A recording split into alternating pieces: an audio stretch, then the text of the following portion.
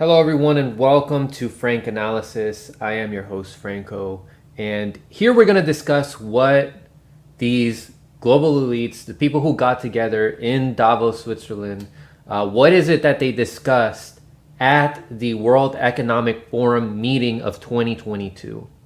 Now, this is something that was put out there to the public. Mainstream news covered this, but they're trying to spin this as though the ideas that these elites present for how to solve the problems of the world is something good, when really all of it is a plan for more stakeholder capitalism, which will benefit more the pockets of these elites at the expense of us, the working class people. So we just got done talking about the Bilderberg Group on Sabrina at Savvy Sab's channel. I was there as a guest. More people are starting to cover this. Jimmy Dore just talked about this with Max Blumenthal in his show. And I was on Misty's radio show talking about this as well. Shout out to Slow News Day. I was on their show talking about this. Jason Burmis has been talking about this for years. You guys should check out his channel. You guys should check out his documentary, The Shave the Motion Pictures, which goes over the history of the Bilderberg Group. And for more background on that and what I saw on the ground on this secretive meeting, I couldn't get inside, but I could cover what was happening outside. You guys can check out that stream that I did on Sunday from this week. Now, the Bilderberg Group, though that's more secretive, and this has about 150 people that meet every year here. The World Economic Forum, it's been around for a long time. It's more open to the public. And there's about 2,500 people from the government and from corporate positions that come here to meet every year. And this has been around since the 1970s. And there are other organizations that are like them. There's other nonprofits, NGOs, there's other public-private partnerships and think tanks like that. But the World Economic Forum's significance is that this is what they call themselves the International Organization for Public-Private Partnerships. That term should make us feel afraid, because the coalescence, the merger of the public and private sector, of corporations and our government, is what corporatism is, which Benito Mussolini, the inventor of fascism, said that fascism should more accurately be called corporatism. And that's what this is. The public sector, gaining power from the private sector, they're just like in this horrible feedback loop where they're giving each other more and more power. These people in government are passing legislation that gives these private corporations more power. These private corporations gain more money, thus more influence over our politicians, more money in the pockets of these politicians, and it's good for their career. So most people don't know about these organizations, even though the World Economic Forum has massive influence over all of our lives. And a lot of what they discuss there becomes reality. In the last 2 to 3 years, this is when more people started to pay attention to the World Economic Forum because of their involvement with COVID-19, as well as the announcement of the Great Reset. And you guys should check out some of the videos that I've done on this channel on the Great Reset. But pretty much these heads of states, CEOs, heads of banking institutions, mainstream media representatives, these individuals are all discussing ideas for how to solve all these problems, from the climate crisis, the economic crisis, to COVID-19. We have Bill Gates there that talks about vaccines. But let's take a look at what exactly was discussed there this year. Now I'm gonna point you guys to this amazing article that was written by Derek Brose. You can find it on thelastamericanvagabond.com. But they did discuss Ukraine. This is all over the news right now. They're gonna have ideas like on how to solve certain issues in regards to foreign policy.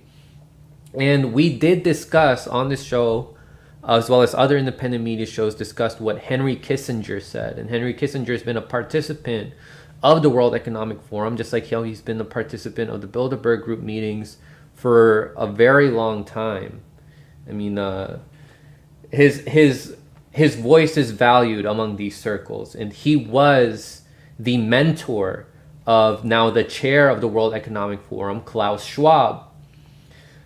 And not really everybody liked what Henry Kissinger had to say about what Ukraine should do in regards to the situation right now with Ukraine and Russia, in which Henry Kissinger, coming at an elitist perspective, said that Ukraine should give up land to Russia, and that this would be the best for the economies of a lot of these countries in the West.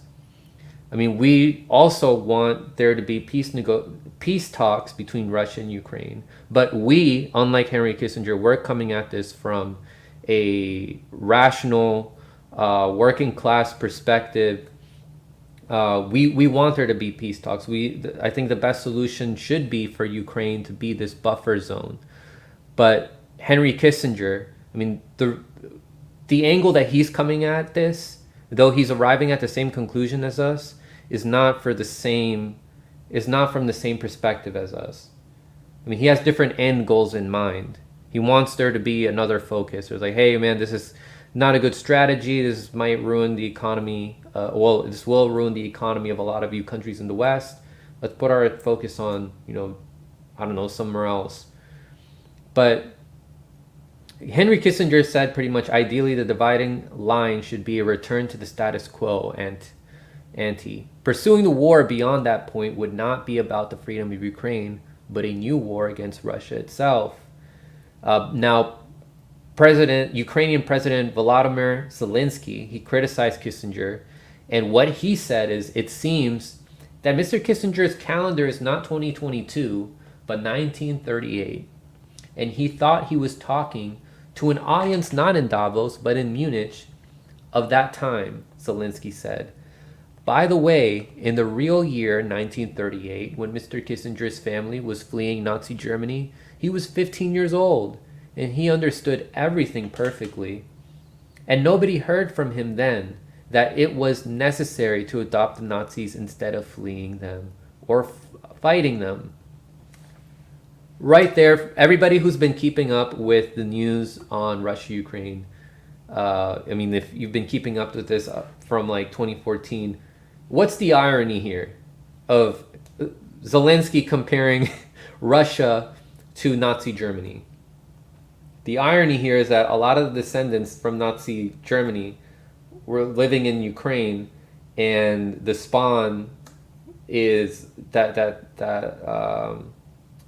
developed from that is the Azov Battalion, the neo-Nazi faction in Ukraine that Zelensky was working with to flee off, Russian people. They were involved in a lot of hate crimes against ethnically Russians in Ukraine. So it's really ironic for him to say that, to be comparing Russia to Nazi Germany when he's the one that's collaborating with actual Nazis. They also talked about YouTube censorship. I mean, all these elites do agree that there has to be more censorship, and pretty much what was discussed here is Wojcicki, the CEO of YouTube, she was like, "Don't worry, everybody. Just know that we're gonna continue trying to censor misinformation." What struck me here is that she's saying that they're developing ways to try to eliminate the sharing button. So expanding the banning and the shadow banning that's on YouTube. Who do you think they're mostly going to do that to? They're mostly going to do that to people that are challenging the mainstream narrative, the narrative that benefits the elites that went to this meeting. So pretty scary stuff that they're discussing here. They're all in agreement that there should be more censorship on YouTube. They also talked about the metaverse. So what did they say here? Derek Bros wrote, there were, of course, discussions on the way the metaverse is shaping the future. Perhaps the biggest announcement involves the World Economic Forum's new initiative, defining and building the metaverse. The World Economic Forum says the initiative will bring together key stakeholders to build an economically viable, interoperable, safe, and inclusive metaverse. I just started thinking about some dystopian movies out there, like Ready Player One and things like that. Like having people trying to get people to be so invested in this alternate reality world and forgetting about the problems from the real world. The announcement was welcomed by Stephanie Burns of Sony Interactive Entertainment, Brad Smith, President and Vice Chair of Microsoft, Nick Clegg, former Deputy Prime Minister of the UK and President of Global Affairs with Meta, formerly Facebook, and Peggy Johnson of Magic Leap Inc. Incorporated, formerly the CEO of Microsoft and involved in the ID 2020 project. Now, you guys should check out the interview that I did with Max Blumenthal on ID 2020. And we dive deeper into that issue, in which everybody's going to have a digital ID. This is something that they're planning to do, and there's going to be conditions that come with that ID. I mean, are you going to be up to date with your vaccines? Are you posting too many controversial things on social media? Like things like that could give these people an excuse for shutting down your digital ID and preventing you from having access to other things in society. I mean, digital IDs will definitely come into play more as these smart cities start developing, and that is something that they also discuss at these World Economic Forum meetings. Pfizer and vaccines, I mean, they want to keep this stuff alive. This is something that they discussed in the World Economic Forum meetings.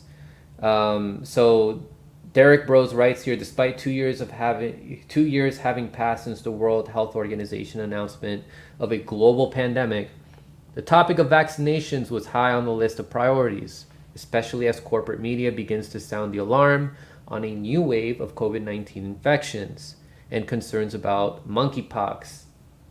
And you guys can check out the reporting that The Last American Vagabond has on monkeypox as well as COVID-19. They dive really deep into the scientific literature, look at documents from years ago and connect the dots from back then to what's happening now presently, the involvement of the military and things like that. All right, so a significant thing that occurred here, and Jeremy Lafredo looked into this. Here is Ryan Christian of The Last American Vagabond. He's the editor. He's the founder of The Last American Vagabond. And he posted this tweet out. According to the Pfizer CEO, there are billions. The Pfizer CEO, by the way, was at the Bilderberg meeting in DC. I mean, he was on the list. But yeah, there are billions of COVID injections just sitting unused because there's a lack of educated populations out there. So they're saying that anyone who did not receive the jab is somebody that's uneducated. He's calling those nations not accepting the donated jabs uneducated. The reality is they see the danger. That's what Ryan Christian said. Now let's take a listen to what Albert Berta said. Albert Berta, the CEO of Pfizer, said. Right now, for example, there are billions of doses of our vaccine, the vaccine that was used in Europe, in the US, but it is offered to low-income countries for free.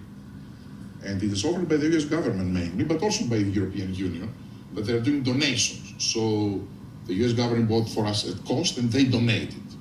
They can't use them right now because we discovered that one thing is supply and the other thing is to have educated population that believe that vaccines is doing well. Yeah, I mean, if you listen to how Klaus Schwab also talks, I mean, both these guys, Albert Berta and Klaus Schwab sound like James Bond villains. They also talked about the next pandemic. Bill Gates, from some of the panels that he was in, I mean, he was upset when they were talking about foreign policy, like when they were talking about Ukraine and Russia. He's like, let's put the focus back on the pandemic and vaccines.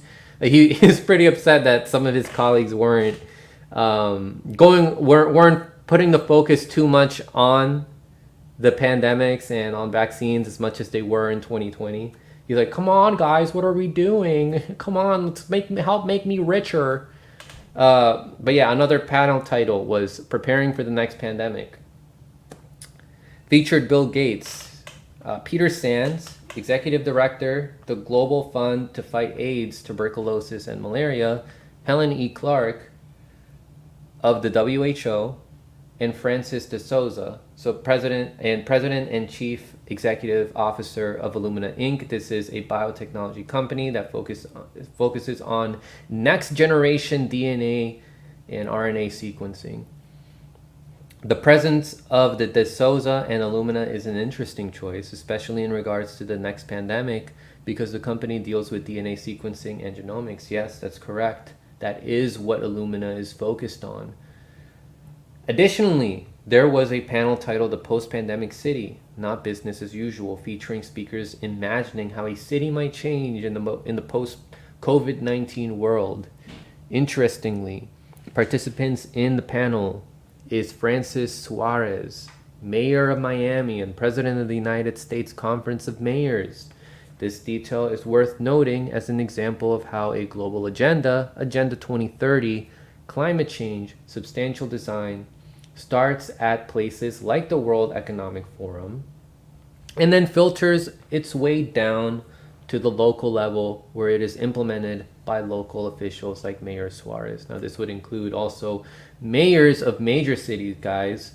Major cities like Chicago, New York City, DC. These are the cities where you're going to start seeing more of these security technologies and smart cities begin to develop. For those of you who are familiar, with the first interview that I had with Caleb Maupin, he was talking about how he's already seeing in New York City, they're starting to put out more of these smart cameras, and the initiations of these smart cities are already becoming more apparent there. Climate change is another thing that they talked about. So Derek Bro says that it was another hot topic on the week of these meetings. There were strong words from Xi Zhenhua, I hope I pronounced that correctly, I'm sorry if I didn't, who's China's special envoy for climate change, saying words were not enough. It isn't just about words anymore, it is about action. Climate action now is critical. However, guys, when these elites talk about issues involving climate change, what they want to do about it is have more of these like green technologies, like more solar panels, wind turbines, and other things that won't actually do anything about climate change, since they still involve using fossil fuels. This is not going to mitigate the issue of climate change. I mean, solar panels, windmills, they're still relying on fossil fuels. You're still extracting a lot of these minerals from these environments. You're causing environmental destruction. I mean, there is all this talk about climate change, but why aren't we also focusing on environmental destruction? Because then they would have to halt their operations. Same thing with deep sea mining. They want to use those minerals to create more technology for like 5G that they're going to use for these smart cities, for more surveillance, etc. John Kerry was also here, who is the U.S. special presidential envoy for climate. And he said that the only way forward was to radically change our economic system and our reliance on fossil fuels. Over the next 8 years, Kerry also noted that we have the technology to change. We need the political will. If we can harness this, we can still avoid the worst effects of climate change. Now, John Kerry and some of these other people have talked about, it's going to be painful. You're going to have to give up a lot of stuff, like saying that we, the working class people, are going to have to give up certain things. Meanwhile, as we know, John Kerry and all these other politicians work for their donors, these lobbyists. They're not really going to have to change their lives. They're still going to be making a lot of money off of this. But they keep trying to put the blame on working class people for why we have climate change. But I want to bring this up This is something I discussed a while ago. How John Kerry's think tank was calling for war with Russia over climate change. This was written by Alan MacLeod back in December 9th, 2020. And the three main things that he was arguing for are listed right here. And let me zoom in so you guys can see that. A huge rebuilding of the United States military bases, countering China in the Pacific. 3, preparing for a war with Russia in the newly melted Arctic. So their justification is like, oh, we got to protect like the resources that are here because Russia's going to go after them, and we can't allow them to do that. If we look at the patterns of the U.S. and what they actually do, what they use the military for, it's to gain access to resources for the benefit of the donors, the ruling class of the United States. You know, same thing with countering China in the Pacific, like building more military bases there before China does. I mean, come on. How is that going to mitigate climate change? The number one polluter is the U.S. military. So is John Kerry going to be calling out the U.S. military? Of course he's not going to do that. All the carbon emissions and stuff that's caused by the military, the environmental destruction that does contribute to climate change and contributes to other environmental problems as well. He's not going to call that out.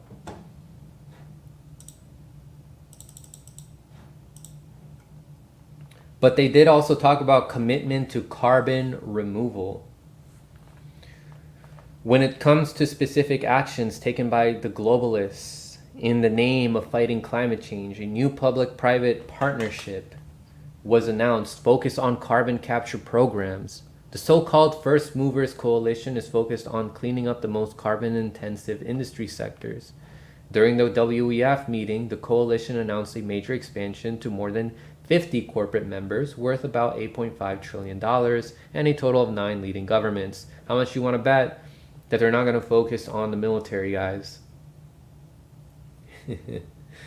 John Kerry made the announcement alongside Bill Gates, founder of Breakthrough Energy. The coalition welcomed new nations, India, Japan, and Sweden, and the steering board, as well as Denmark, Italy, Norway, Singapore, and the United Kingdom as government partners.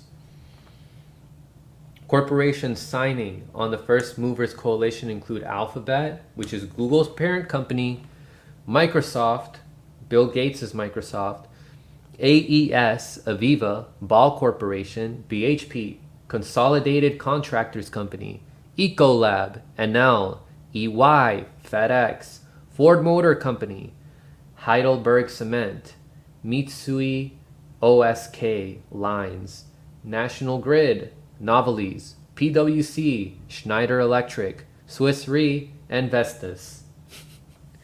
All these companies care so much about the environment, right, guys? That's why they're doing something about it right now, when they have the money and the power to do so. They won't actually do anything about it because it would hurt their pockets. But here's a video of CEO Kirsten Brathen, who says that energy transition will create energy shortages and inflationary pressures, but this pain is worth it. Like, again, who's going to feel that pain mostly? It's going to be us, the working class people, not these rich elites. So yeah, she's a Norwegian finance CEO. Let's take a listen. We need to accept that there will be some pain in the process. The pace that we need will open up for missteps. It will open up for shortages of energy. It will create inflationary pressures, and maybe we need to start talking about that pain is actually worth it, because if we don't... Who's going to feel the pain of inflation? Once again, it's going to be the working class people. And at the end of the day, if they're doing things that are going to benefit corporations in the long term, that's not truly going to benefit the environment. As we see time and time again, corporations are ruining the environment. There's no business case, there's no economy, there's no welfare. But so far, I think we have been a little bit careful actually talking about the pain in the short term that is likely to come from this very important change. Yeah. Wow. What else? Environmental and social governance criteria. So I'm going to play a clip here. This is from Alibaba Group President J. Michael Evans, who boasts at the World Economic Forum about the development of an individual carbon footprint tracker. Once again, putting the focus on the individual rather than on the system, rather than on these corporations that emit much more carbon dioxide into the environment, that are destroying tropical forests, all these other biomes across the world, destroying the biodiversity, which is important for the ecosystem that we cannot escape from. We as humans, no matter how much we try, cannot escape the global ecosystem. We are very much a part of it. From the air we breathe, the food that we eat, all of that affects our health, our well-being, our happiness. We're developing, through technology, an ability for consumers to measure their own carbon footprint. What does that mean? That's, where are they traveling? How are they traveling? What are they eating? What are they consuming on the platform? So, individual carbon footprint tracker. Stay tuned. We don't have it operational yet, but this is something that we're working on.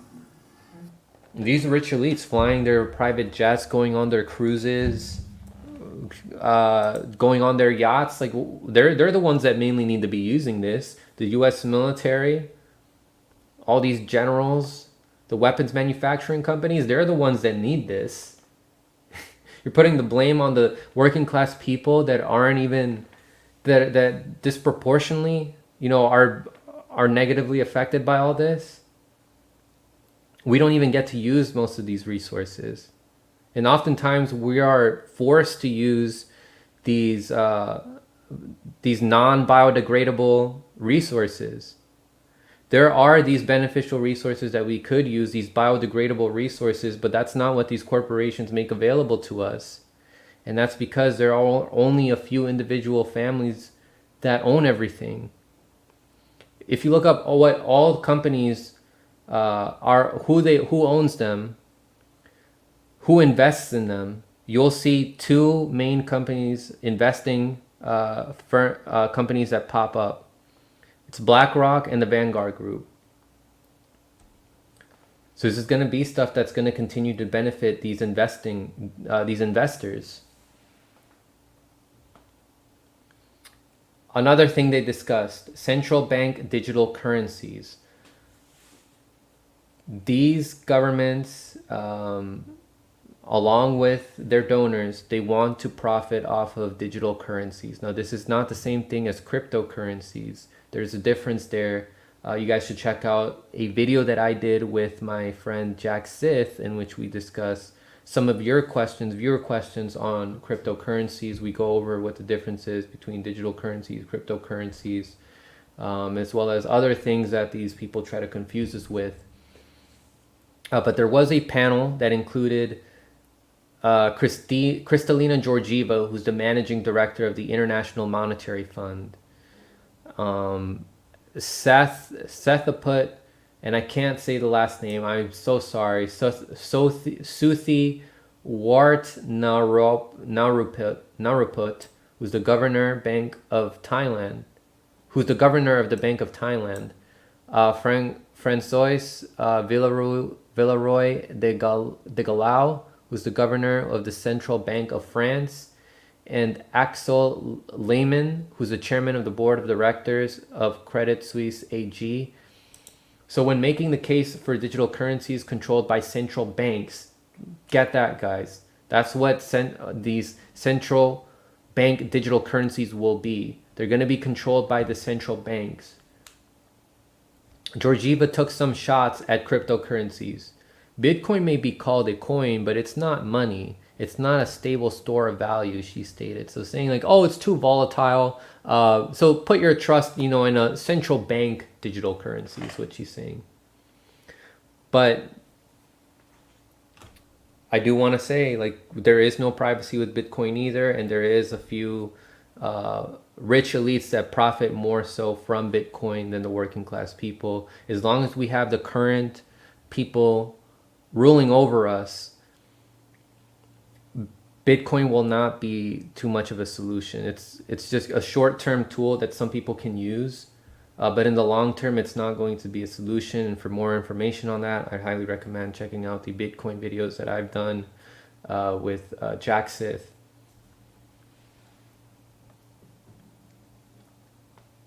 But let's take a listen here. A CNN anchor, the chairman of Credit Suisse and France's top central banker, giddily discussed the arrival of central bank digital currencies within 5 years at the World Economic Forum in Davos.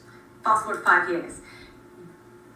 Do we have a central bank digital coin out there in the world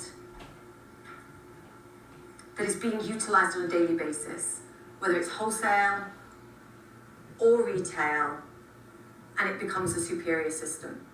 Francois, yes or no? We have several experiments which are not very far from that. They are not yet generalized, but they could be, let's say, the next 3 years probably. It will go quicker on the wholesale side, Yes. I guess, because it raises less sensitive question. Yes, Axel. No, I'm quite glad to hear what you're saying, Francois, on the wholesale digital currency, not coin. I am also a believer that will come in 5 years, yes. What I try to say is obviously, we still have those huge legacy environment. They need to migrate as well, so we will not yet see all the benefits coming through, but it will come and will be much more efficient, also probably much more secure, lowering transaction costs. On the retail side, I'm much more skeptical. Certainly call it for the established economies. What could go wrong? What could go wrong with the central banks having control over digital currency among the people, right? What could go wrong with that? Sure, if they have control over that, they can make things conditional. They can along with digital IDs, they can pretty much turn you off from society, prevent you from having access from certain things in your cities, prevent you from buying things. You're like, oh no, you can't do this because you're not up to date with your vaccines, or you're not up to date with some of these other things that your government wants you to do.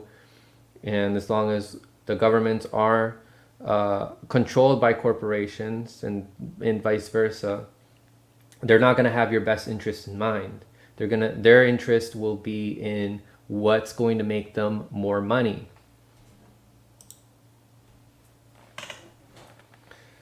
So this is some scary stuff, guys. More people should be calling this stuff out. I mean, there are more people starting to talk about the World Economic Forum, but I don't think that they're diving deep enough into this stuff. So pressure them to talk about this more. But don't forget who was covering this stuff a long time ago, while other people were calling us conspiracy smoothie drinkers. And other people were laughing at Robert Malone when he was talking about the connection of the World Economic Forum with COVID-19.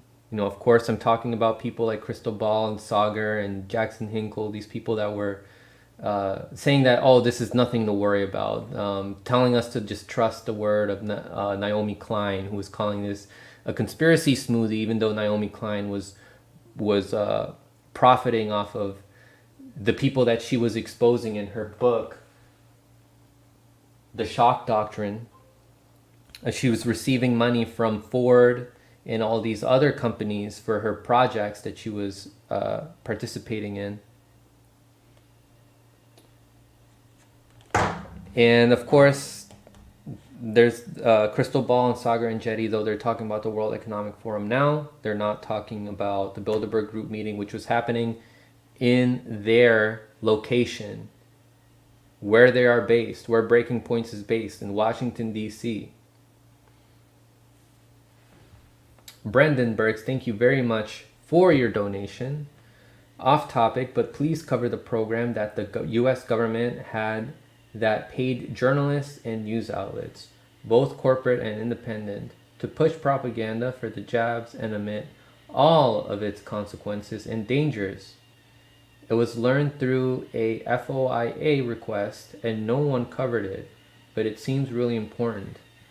I bet anything that Ryan Grift, Crystal Ball, Kyle Kalinske took the money. It would explain a lot. Oh, Brendan Burks, I appreciate your donation once again. Please send me a DM, and please send me some sources so I know where to look, and then I can cover this. But I really appreciate you sending me this. But yeah, shout out to everybody. I see Shadowban Refugee in the chat, Oz Whistles, Super Patriot, Miss Tree One. Thank you guys very much for stopping by. But what do you guys think about this? I gave you guys my thoughts on this. I think it's really scary. There's more stuff to, dive deeper into this stuff about. But let me know your thoughts. What should we do about this? We discuss solutions on this channel, trying to opt out of the system, getting closer with your communities, growing your own food, anything that could take more power away from these corporations as we can. At the very least, we have to inform ourselves about what's going on, tell other people, share this information out to other people so we can have a more informed society. And also understand that you may be attached to a certain solution right now, but the more you find out about it and the more you see that it could be co-opted or the ruling class has control over that, then we have to accept it and understand, okay, this might not be the best solution. But yeah, guys, let me know in the chat and in the comments section. Stay informed, everybody. I love you all.